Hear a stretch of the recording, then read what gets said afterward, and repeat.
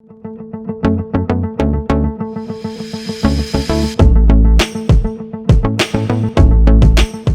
Dear friends and students, कैसे हैं आप लोग। Hope you all are good. और जैसा कि आपको पहले से ही पता है कि हम एक न्यू सीरीज़ को डिस्कस कर रहे हैं जिसमें हम आपके मिड टर्म के जितने भी कार्टून और पिक्चर बेस्ड क्वेश्चंस हैं उन्हें डिस्कस कर रहे हैं। और अभी तक हम इस सीरीज़ में 4 पार्ट जो हैं वो डिस्कस कर चुके हैं, जिनका लिंक आपको नीचे डिस्क्रिप्शन में मिल जाएगा।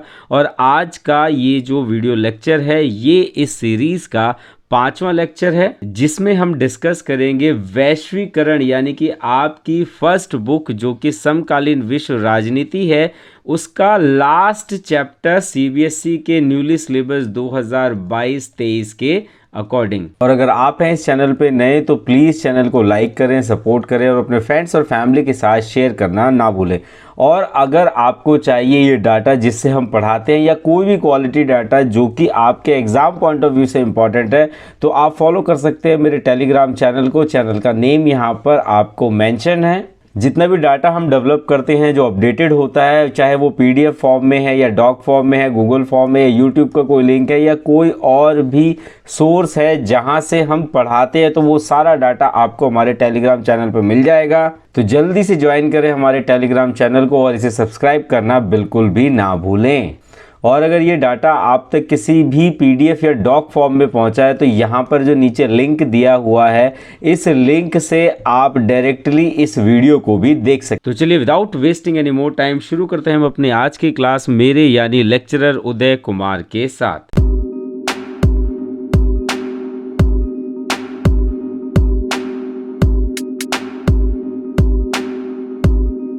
तो चलिए क्विकली चलते हैं इस चैप्टर की तरफ। ये जो चैप्टर है, जैसा कि हम अपने इंट्रो में भी बता चुके हैं कि ये आपकी समकालीन विश्व राजनीति का चैप्टर नंबर 7 है सीबीएसई के 2022-23 के सिलेबस के अकॉर्डिंग, और चैप्टर का नाम है वैश्वीकरण। तो चलिए जल्दी से चलते हैं इस चैप्टर के फर्स्ट क्वेश्चन की तरफ, जो कि यहाँ से बनता है। तो यहाँ पर आप देखेंगे कि एक कार्टून दे रखा है जिसमें कल और आज का जो है वो शीर्षक दिखाया गया है। तो जैसा कि आप देख सकते हैं कि यहाँ पर ये जो मदर है ये बहुत वरीड है और वो कह रहे हैं कि अपना खाना जल्दी से ख़त्म करो, नहीं तो चीन और भारत के भूखे लोग तुम्हारा खाना खा जाएंगे। और दूसरी तरफ का जो चित्र है जो आज का चित्रण करता है, उसमें कहा गया है कि अपना होमवर्क जल्दी पूरा करो, चीन और भारत के लोग तुम्हारी नौकरी खा जाएंगे। तो आई होप अब आप इस फिगर को अच्छे से समझ गए होंगे। तो चलिए इसी के बेसिस पर जो क्वेश्चन है उसको देख लेते हैं। यहाँ पर आपका जो सबसे पहला क्वेश्चन बनता है वो बनता है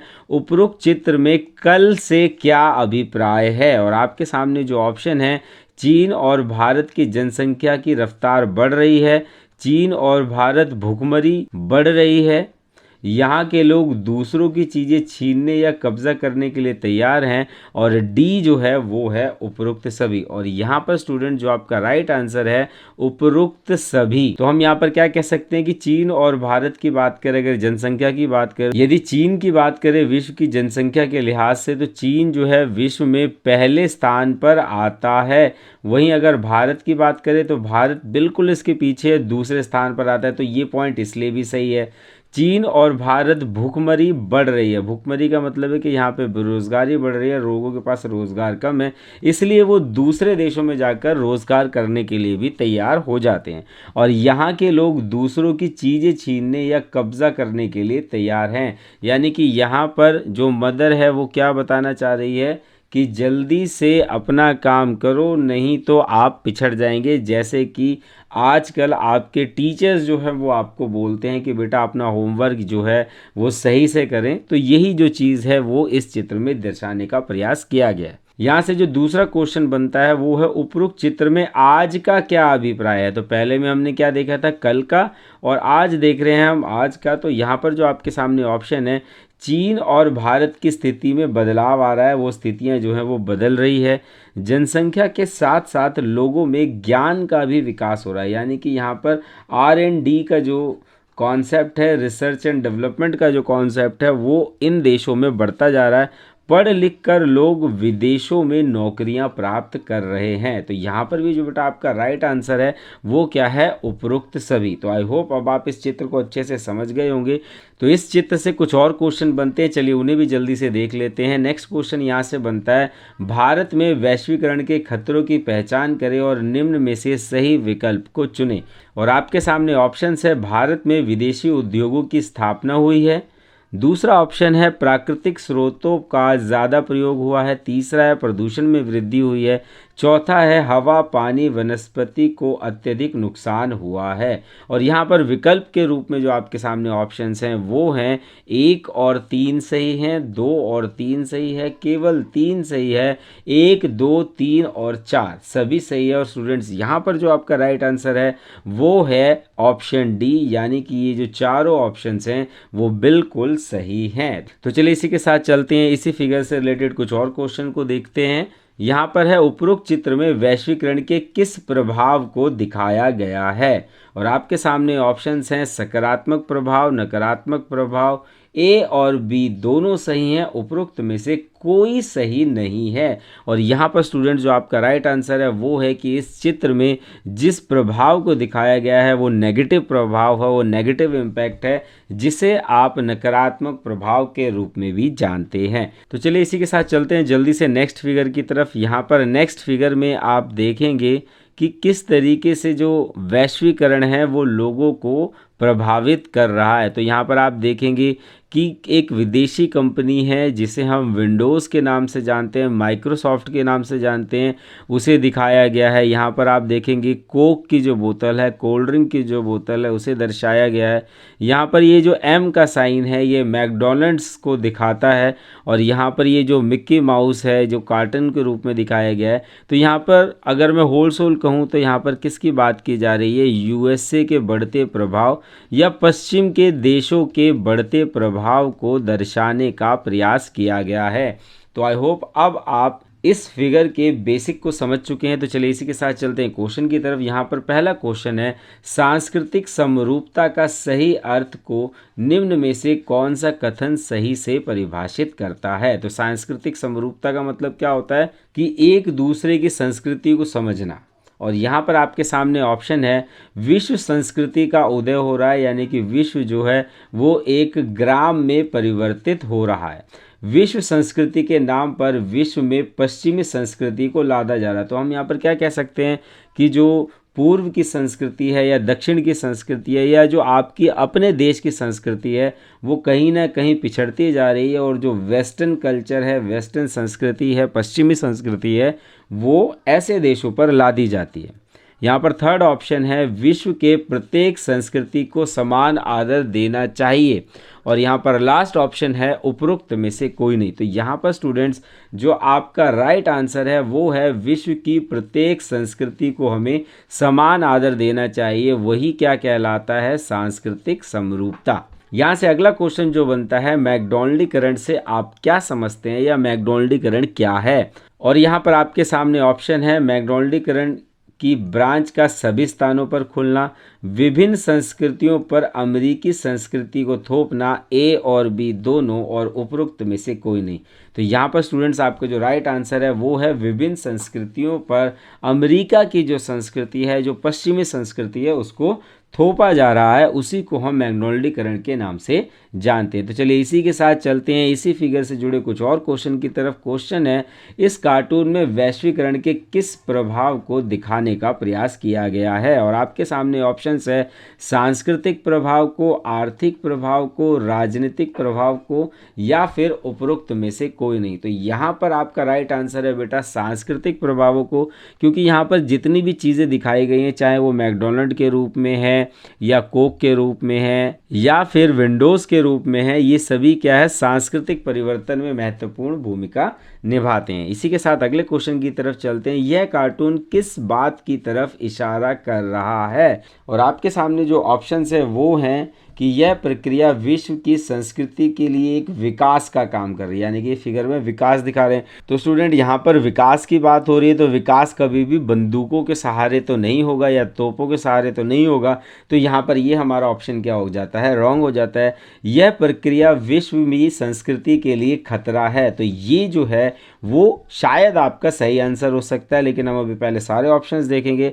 यह प्रक्रिया विश्व की अर्थव्यवस्था के विकास का काम कर रही है, तो यहाँ पर विश्व की अर्थव्यवस्था का विकास नहीं हो रहा है, यहाँ पर क्या हो रहा है, केवल पश्चिमी देशों को विकास है या जो लाभ है वो प्राप्त होता है। तो हमारा ये ऑप्शन भी गलत है और उपरोक्त में से कोई नहीं। तो यहाँ पर जो आपका राइट आंसर है बेटा वो है कि यह जो प्रक्रिया है विश्व की संस्कृति के लिए खतरा है।